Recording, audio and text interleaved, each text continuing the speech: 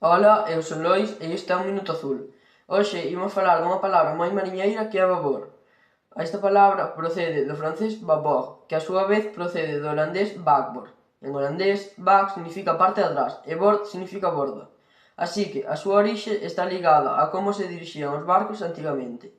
En galego definimos esta palabra como a parte esquerda dunha embarcación mirando cara á proa.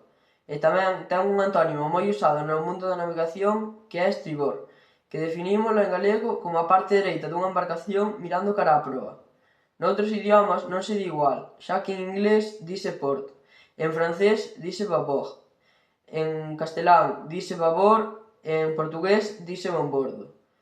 Hai unha expresión moi importante usada no mundo da navegación como é virar a babor, que significa virar o barco cara á esquerda.